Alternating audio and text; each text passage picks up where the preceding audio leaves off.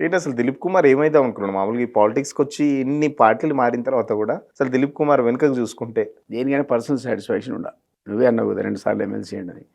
నేను ఒరిజినల్‌గా ఆ బ్యాక్‌గ్రౌండ్ నుంచి వచ్చి సర్వీస్ కమిషన్‌లో సెలెక్ట్ అయ్యి ఫారెస్ట్ సర్వీస్‌లో అక్కడ యూనియన్‌లో ప్రెసిడెంట్ ఉండి మంచి పేరే తెచ్చుకున్నా.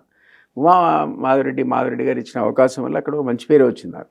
తర్వాత కేసీఆర్ ఇచ్చిన అవకాశంలో ఎలివేషనే వచ్చింది నాకు 2 టైమ్స్ ఎమ్మెల్సీ. దేనికి నేను తక్కువైందని బాధపడాలి? ఓ మంత్రి కాలేదనో, డబ్బులు అది నాకు లేదు మొదటి నుంచి. కాబట్టి నేనేం పర్సనలీ డిస్సాటిస్ఫైడ్ లేను.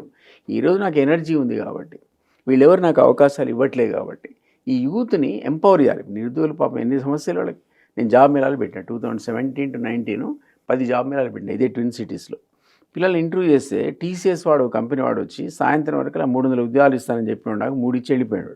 మరి ఏందిరా అంటే, ఏం తీసుకోవాలి సార్ ఈ పిల్లాళ్ళకు ఇంగ్లీష్ రాదు, సబ్జెక్ట్లో నాలెడ్జ్ లేదు, వీడికి స్కిల్ లేదు, నీ ఏం చేసుకోవాలి సార్ వెళ్ళిపోయినాడు.